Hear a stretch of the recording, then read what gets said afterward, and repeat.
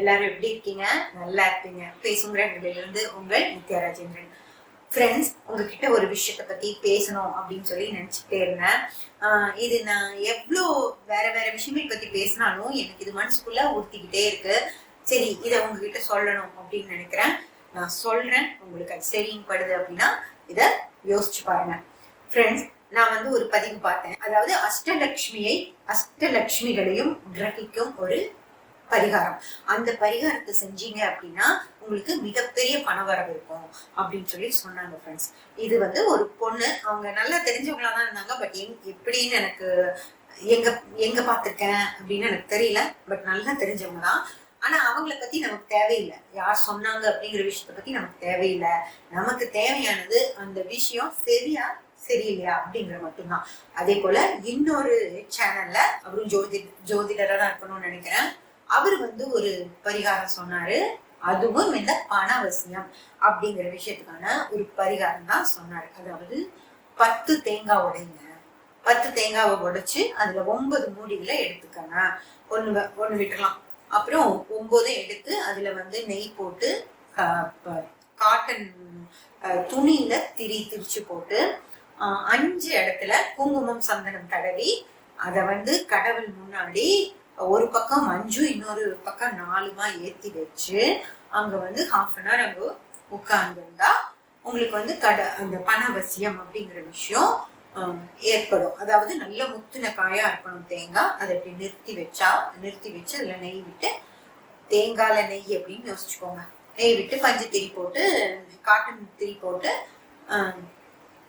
குங்குமம் சந்தனம் வச்சு ஏற்றி வச்சுட்டு 1/2 மணி நேரம் கோயிலே இருந்துட்டு வாங்க அப்படின்னு சொல்லி சொன்னாரு. உங்களுக்கு இதெல்லாம் இது எப்படி இருக்கும் அப்படிங்கிற விஷயம் தான் எனக்கு தோணுச்சு. இதை கண்டிப்பா உங்ககிட்ட பேசணும்னு தோணுச்சு. இது தப்பு அப்படின்லாம் நான் சொல்லலை. ஆனா அது சரியா அப்படிங்கிறத நம்ம யோசிச்சு பார்க்கணும் ஃப்ரெண்ட்ஸ். அதே போல அவங்க என்ன சொன்னாங்க அப்படின்னா, நெல்லிக்காய் இருக்கு இல்லைங்களா, பெரிய நெல்லிக்காவை கட் பண்ணி அந்த விதையை எடுத்துட்டு அந்த இதை கொஞ்சம் கிளீன் பண்ணி எடுத்துட்டு அதுல நெய் விட்டு திரிவிட்டு ஏத்தணும் அப்படின்னு சொல்லி ஏத்தி வச்சா அந்த அஷ்டலட்சுமிகளையும் வசியம் பண்ணி பணவரவை கொடுக்கும் அப்படின்னு சொல்லி சொன்னாங்க.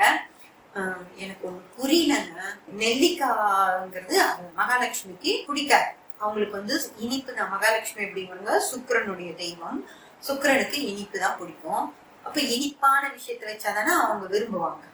முதல்ல அது லாஜிக்காக கேட்கிறேன், அது செய்யணும்னு நான் சொல்லல. இனிப்பான விஷயத்த விரும்புவாங்க. அவங்களுக்கு போய் ஒரு கசப்பான ஒரு துவர்ப்பான விஷயத்த கொடுக்குறீங்க. அதாவது செவ்வாய் தான் நெல்லிக்காய்க்கு காரகர். நானே போட்டிருக்கேன். அந்த இது துவர்ப்ப கொடுத்தீங்க அப்படின்னா அவங்களுக்கு முதல்ல பிடிக்குமா? ஓகேங்களா? அது அந்த விஷயம். 2வது, கடவுளுக்கு போய் நம்ம கையெடுத்து சாமி கும்பிட்டுட்டு வந்தா போதும். இல்ல அப்படி உங்களுக்கு ஏதாவது நிறைய செய்யணும் அப்படின்னு நினைச்சீங்கன்னா ஒரு பூ வாங்கிட்டு போய் கூட போடுங்க, கடவுள் கும்பிடுங்க. இல்ல ஏதாவது ஒரு பணம் உண்டியல்ல கொட்டுவாங்க, ஒரு டொனேஷன் மாதிரி இருக்கும். ஏதாவது நாளைக்கு கோயில் வேலைகளுக்கு அது ஆகும், அது செய்யுங்க. இல்ல அதை விட ஜாஸ்தியா ஏதாவது செய்யணும்னா அடிப்பிரதட்சணம் பண்ணுங்க. அதாவது அவரையே நினைச்சுட்டு அவரோட நாமத்தையே சொல்லிட்டு அடிப்பிரதட்சணம் பண்ணுங்க. அப்பவும் அவரையே நினைச்சுட்டு அவர் கூடயே இருந்த மாதிரி இருக்கும். இல்ல இன்னும் ஜாஸ்தியா செய்யணும் அப்படின்னா அங்கு பிரதட்சணம் பண்ணுங்க. உடம்பு முழுக்க தரையில பட்டு அங்க இருக்கிற கல்லு எல்லாம் குத்தும் நம்மள. அது ஒரு என்னால என்னை எவ்வளவு வருத்தி உன்னை நான் நினைக்கிறேன் பாரு அப்படின்னு சொல்லி நீங்க தாராளமா கும்பிடுங்க, அங்க பிரதட்சணம் பண்ணுங்க. அது கூட என்னால ஏத்துக்க முடியுதுங்க. ஆனா இல்ல விரதம் இருந்து சாமி கும்பிடுறேன்னு சொல்லுங்க, அதையும் நான் ஏத்துக்கிறேன். இல்ல கோயிலையே நான் போய் 1 மணி நேரம் உட்காருவேன், அவரோட இதையே ஜபிப்பேன்னு சொல்லுங்க, ஓகே, அதுவும் ஓகே. இல்ல ஒரு நோட்ல ஸ்ரீராம் ஜெயம் எழுதுறேன், அதை ஒரு 1001 தடவை எழுதி நான் உண்டியல்ல போடுறேன்னு சொல்லுங்க, அதையும் நான் ஏத்துக்கிறேன். ஏன்னா உங்களுக்கும் சாமிக்கும் இருக்கிற நேரடியான கனெக்ஷன் அதெல்லாம். அதை தாராளமா செய்யுங்க. ஆனா ஏன் சாப்பிடுற பொருள்களை வீணடிக்கணும்? நெல்லிக்காய் குழந்தைங்களுக்கு வாங்கி கொடுங்க. அந்த நெல்லிக்காவை குழந்தைங்க சாப்பிட மாட்டாங்கன்னு சொல்லாதீங்க. நெல்லிக்காய் கூட எவ்வளவு 1/2 கிலோ நெல்லிக்காய்னா அதுல 1/4 கிலோ வெல்லம் போட்டு வெல்லம் பாகு காய்ச்சி அந்த பாகுல இந்த நெல்லிக்காவை போட்டு கொஞ்சம் சுண்டுற அளவுக்கு எடுத்து வச்சிட்டீங்க அப்படின்னா ஒரு பாட்டில்ல போட்டு வச்சுட்டு டெய்லி ஒரு சாக்லேட் மாதிரி குழந்தைகளுக்கு கொடுக்கலாம். ரொம்ப நல்லதுங்க. நெல்லிக்காய் சாப்பிட்டா முடி கொட்டாது, சுகர் இருக்கவங்களுக்கு ரொம்ப நல்லது, கண்ணுக்கு நல்லது, எலும்புகளுக்கு நல்லது. இவ்வளவு பெனிஃபிட்ஸ் இருக்கிற ஒரு நெல்லிக்காவை போட்டு இல்ல இவ்வளவு காலம் எலுமிச்சம்பழத்துல விளக்கேத்திட்டு தானே இருந்தீங்க துர்க்கைக்கு. இல்ல கோயிலுக்கு போனாலே எலுமிச்சம்பழத்துல விளக்கேத்திட்டு இருந்தீங்க. சாதா இந்த மண் விளக்குல நெய் போட்டு தீபம் ஏத்திட்டு இருந்தீங்க. அதே போதும்ல. ஏன் இப்ப திடீர்னு எலுமிச்சம்பழ நெல்லிக்காக்கு வரீங்க? யாருக்கெல்லாம் நடந்திருக்கு அப்படி சொல்லுங்க பாக்கலாம். அந்த அம்மா சொன்னாங்க இல்லைங்களா, அந்த அம்மாக்கே நடந்துருந்துச்சு அப்படின்னா அந்த பணத்தையும் எடுத்துட்டு போயிட்டு நம்ம யூடியூப்ல வந்து இந்த விஷயங்களை எல்லாம் சொல்லி பணம் சம்பாதிக்கணும்னு அவசியம் இல்லையே. அவங்களே அதை செஞ்சிடலாம் இல்லைங்களா. அந்த எலுமிச்சம்பழத்துல விளக்கு போட்டாச்சு, மண் தீபத்துல விளக்கு போட்டாச்சு, எல்லாத்தையும் போட்டு அதெல்லாம் நடந்துருச்சு. இப்போ காலங்காலமா எனக்கு தெரிஞ்சு ஒரு 15 வருஷமா விளக்கு போட்டுட்டு இருக்காங்க. இன்னும் எலுமிச்சம்பழத்துல வெள்ளி செவ்வாய்க்கிழமை எலுமிச்சம்பழம் வாங்கிட்டு போயிட்டு துர்க்கைக்கு விளக்கு போட்டுட்டு தான் வருவாங்க. அவங்க எதுக்கு போட்டுக்கிட்டு இருக்காங்கன்னு கூட அவங்களுக்கு தெரியாது. ஆனா அவங்க போட்டுக்கிட்டே இருக்காங்க. அங்க இருக்கிற பெட்டி கடைக்கார அம்மாக்கு எலுமிச்சம்பழம் நல்லா சேல்ஸ் ஆகுது. அவ்வளவுதான் விஷயமோ தவிர இவங்களுக்கு அதுல எவ்வளவு பெனிஃபிட் இருக்குன்னு தெரியாது. அன்னைக்கு எப்படி வந்தாங்களோ அதே மாதிரி ஒரு ஒயர் கூட இப்படி கையில மாட்டிட்டு டிக்கெட் நடந்து வருவாங்க, கோயிலுக்கு வந்து விளக்கேற்றிட்டு போவாங்க. அந்த மாதிரி இருக்கவங்க இன்னும் இருக்காங்க. அதெல்லாம் நான் தப்பு எல்லாம் சொல்ல மாட்டேன், ஒரு நம்பிக்கை. அவங்க செய்யறாங்க, போதுங்க. அந்த விளக்கேற்றின வரைக்கும் போதும். இனி நெல்லிக்காயில ஒரு விளக்கு, கொய்யாப்பழத்துல ஒரு விளக்கு, மாம்பழத்தை எல்லாம் தோண்டி கீழே போட்டுட்டு அந்த தோலை வச்சுட்டு அதுக்குள்ள நெய்யை ஊத்தி ஒரு விளக்கு அப்படின்னு தயவு செஞ்சு சொல்லாதீங்க. பாவம், மக்கள் பாவங்க. அவங்களுக்கு வந்து என்ன கஷ்டத்துல இருக்காங்க, எதையாவது ஒண்ணு இவங்க சொன்னதை கேட்டுட்டு நம்ம செஞ்சோம்னா அந்த கஷ்டம் எல்லாம் தீந்துரும் நமக்கு அப்படின்னு நினைச்சு அவங்க செய்வாங்க. நம்ம தயவு செஞ்சு அதை சொல்லவே சொல்லாதீங்க. பாவம் பிடிச்சுக்கோங்க, கண்டிப்பா பாவம் பிடிக்கும். அதாவது தெரியாம இருக்க வரைக்கும் ஓகே, உங்களுக்கே அதுல ஒண்ணும் இல்லை அப்படின்னு தெரிஞ்சதுக்கு அப்புறம் இந்த பரிகாரம் சொல்றேன்னு சொல்லிட்டு அதையும் இதையும் சொல்லி 2 பேர்த்த நம்ப வச்சு அவங்க 2 பேரும் அதை செஞ்சுட்டாங்க அப்படின்னு வச்சுக்கோங்க, உங்களுக்கு பாவம் தான் பிடிக்கும். எந்த அஷ்டலட்சுமிக்கு நெல்லிக்காய் தீபம் போட்டா அவங்க பணம் பண வசியம், பணத்தை ஈர்க்கும் சக்தி அம்மா. எதுக்குங்க? முதல்ல மகாலட்சுமிக்கும் இது என்ன சுக்கிரன் நாரன்கிறது ஆடம்பரம் ஓகேங்களா, போகங்கள் அதுதான் சுக்கிரன் ஓகேங்களா. பணம் அப்படிங்கிறது குரு. குருக்கு தான் நீங்க ஏதாவது செய்யணும். தயவு செஞ்சு குருக்கும் ஒன்றும் செய்ய வேண்டாம். உங்க ஜாதகத்துல உங்களுக்கு பணம் வரணும்னு இருந்துச்சுன்னா கண்டிப்பா வரும். உங்களுக்கு பெரிய வசதிகள் வரக்கூடாது அப்படின்னு இருந்துச்சுன்னா கண்டிப்பா வராது. அது இன்னைக்கு நடந்தது இல்ல, நீங்க போன ஜென்மத்துல பண்ண ஏதோ ஒரு கருமா இந்த ஜென்மத்துல உங்களுக்கு பணம் காசு கையில கிடைக்காம பண்ணுது. ஆனா கடவுள் கிட்ட போய் உட்கார்ந்து அழுங்க, ஐயா இந்த மாதிரி நான் கஷ்டப்பட்டு இருக்கேன், என் குழந்தைக்கு ஃபீஸ் கட்டணும், இந்த மாதிரி பெரிய குழந்தைய அவங்க மாமியார் திட்டி அனுப்பிச்சிருச்சு, அந்த பொருளுக்கு ஏதாவது சீர் பண்ணி அனுப்பணும், நானு என்னை இப்படியே வச்சிருந்தேன்னா நான் என்னையா பண்ணுவேன், எனக்கு ஒரு நல்ல வழியை காட்டுன்னு சொல்லி அவர்கிட்ட அழுதிங்கன்னா கூட அவர் உங்களுக்கு ஏதாவது செய்வாருங்க, கண்டிப்பா செய்வார். கடவுள் நேரா அழுங்க, உட்காந்து முன்னாடி போய் நடு அந்த கம்பம் இது வச்சிருப்பாங்க இல்லைங்களா, போய் உட்காந்துக்கோங்க. உட்காந்துட்டு பலமாவே கேளுங்க, என்னதான் நீ எனக்கு பண்ண அப்படின்னு. கடவுள் நமக்கு பதில் சொல்றதுக்கும் கடவுள் இருக்காரு. இப்படியே நின்றுட்டு இருக்கிறதுக்கெல்லாம் கடவுள் கிடையாது. பதில் சொல்லிதான் அவனுக்கு என்ன நான் தப்பு பண்ணேன், ஏன் எனக்கு இதை நீ செய்ய மாட்டேங்கிற அப்படின்னு சொல்லி நீங்க கேளுங்க. அதே போல என்ன தப்பு பண்ணீங்க அப்படிங்கிறதையும் நல்லா யோசிச்சுக்கணும். சும்மாவே உட்காந்துட்டு கோயிலே போய் உட்காந்துட்டு எந்த வேலையுமே நான் செய்ய மாட்டேன் அப்படின்னு கோயில உட்காந்து சாமி கேள்வி கேட்டாலும் சாமி ஒண்ணும் கொடுக்காது. உங்களால முடிஞ்சது அப்படின்னா ஏதாவது ஒரு ஒர்க் பண்ணுங்க. ஒண்ணும் இல்லைங்க, இப்போ அயன் பண்ணி தராங்க. ஒரு காலத்துல அயன் பண்றதுக்குன்னு சொல்லி இஸ்திரி போடுறவர்னு சொல்லி ஒருத்தர் இருந்தாரு. அவரு வண்ணான்னு சொல்லுவோம். வந்து வீட்டுல துணியெல்லாம் துவைச்சு போட்டுட்டு நமக்கு அயன் பண்ணி கொடுத்துட்டு போவாங்க. இன்னைக்கு படிச்ச பொண்ணுங்க அயன் பண்ணி சாரி அயன் பண்ணி அனுப்புறாங்க.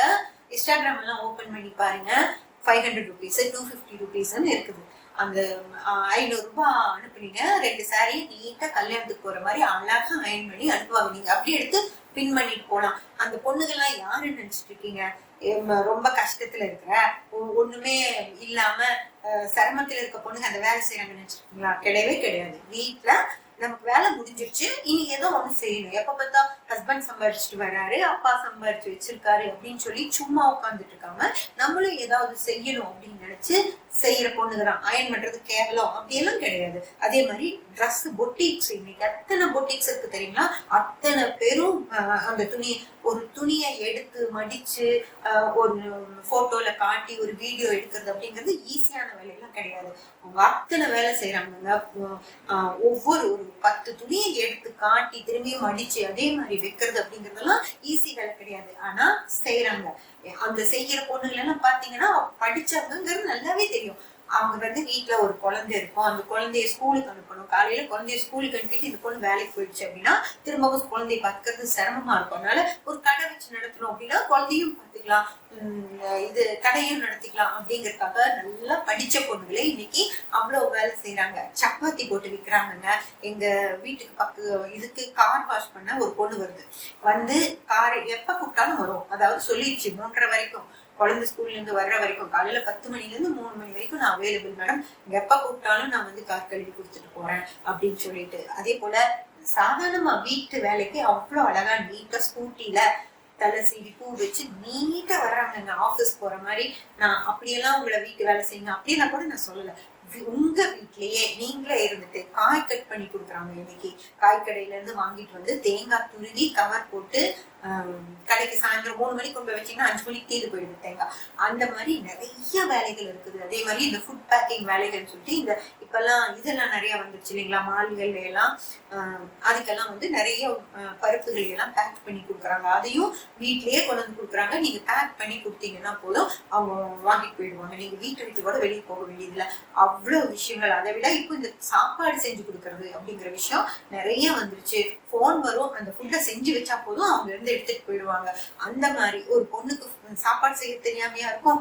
சாப்பாடு செய்ய தெரியலன்னா கூட கொஞ்சம் செஞ்சு அதை பழகிட்டு நல்லா செஞ்சு கொடுத்தீங்க அப்படின்னா போதும் உங்களுக்கு வருமானம் வரும். அப்படிதான் எல்லாருமே ஏதோ ஒரு வருமானத்தை பெண்கள் சம்பாதிக்க ஆரம்பிச்சிட்டாங்க. இன்னைக்கு எந்த பெண்களும் சும்மா இல்ல. கோயில்ல போய் விளக்கு போட்டு பணத்தை ஈர்க்கணும்னு அவசியமே இல்லைங்க. சாமியை கும்பிட்டு ஐயா நான் ஒரு வேலை செய்யறேன், என்னை காப்பாத்து, அந்த வேலை சரியா வர்ற மாதிரி என்ன செய்ய விடு அப்படின்னு சொல்லி சாமியை கும்பிட்டு நீங்க வேலை செஞ்சீங்கன்னா அவர் உங்களுக்கு வேலை செய்வாரோ தவிர அங்க போய் கோயில்ல உட்காந்துட்டு நெல்லிக்காவை நோண்டி விளக்கு போடுறதுனால உங்களுக்கு அவர் எதுவுமே செய்ய மாட்டார். அதுவும் இல்லாமங்க ஒரு வேலை செய்யணும் அப்படின்னா இப்போ நீங்க ஏதாவது ஒரு வேலை செஞ்சுட்டு இருந்தீங்க அப்படின்னாதான் உங்களுக்கு பண வரவை கொடுக்க முடியும். அந்த வேலை செஞ்சுட்டு இருக்கப்போ உங்களுக்கு நிறைய கஸ்டமரை ஏற்படுத்தி அவங்க மூலியமா உங்களுக்கு நிறைய பண வரவு கொடுக்கலாம். எதுவுமே செய்யாம வீட்டுல சும்மா உட்காந்துட்டு இருந்துட்டா யாராவது ஒரு மூட்டை பணம் கொண்டு வந்து குடிச்சுட்டு போவாங்களா? இல்ல, அப்படியெல்லாம் பண்ண மாட்டாங்க. நீங்க ஒரு வேலை செய்யுங்க, அந்த வேலையில உங்களுக்கு கடவுள் நிறைய கஸ்டமர்ஸ் பாரு அந்த அம்மா அங்க இருக்காங்கன்னு நிறைய பேருக்கு தெரியப்படுத்தி உங்களை வர வச்சு உங்களுக்கு நிறைய பணம் கொடுப்பாரு. அந்த மாதிரிதான் நடக்க முடியுமோ தவிர உட்கார்ந்த இடத்துல உட்கார்ந்துட்டு தேங்காய் அநியாயமா இருக்குங்க. இன்னைக்கு தேங்காய் ஒரு தேங்காய் 30 ரூபான்னு நினைக்கிறேன். 5 தேங்காய் வாங்கணும். 5 தேங்காய் வாங்கினீங்கன்னா எவ்வளவு வச்சு? 150 ரூபாய்.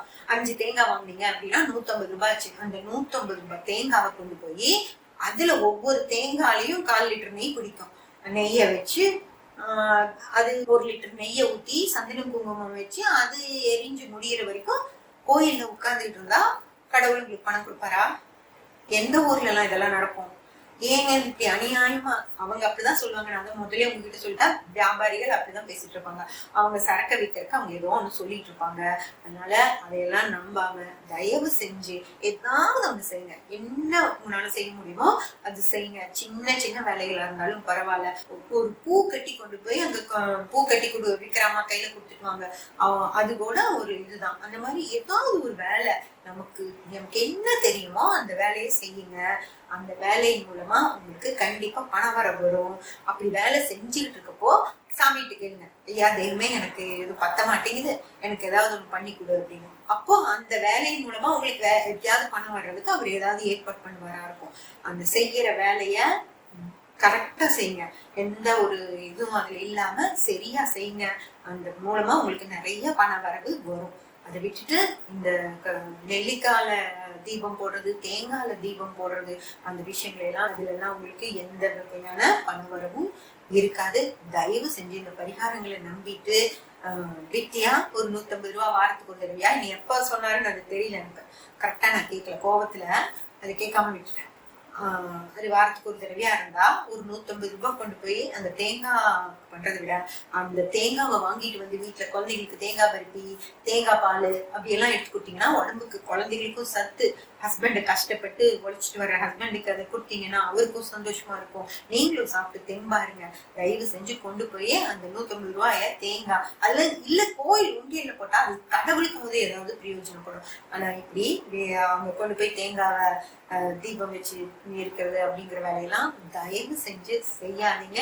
இது எனக்காக நான் சொல்லல, உங்களுக்காக தான் சொல்றேன். இந்த பரிகாரங்கள் அப்படிங்கிற விஷயத்த எப்பவுமே எந்த ஒரு விஷயத்தையும் பரிகாரம் அப்படிங்கிற விஷயம் ஏத்துக்கவே முடியாதுங்க. கடவுளுக்கும் உங்களுக்கும் நேரடி தொடர்பு தான் இருக்கணும் தவிர நடுவுல யாரும் வந்து இதை செய்யுங்க அதை செய்யுங்க அப்படின்னா அதெல்லாம் இல்லவே இல்லை.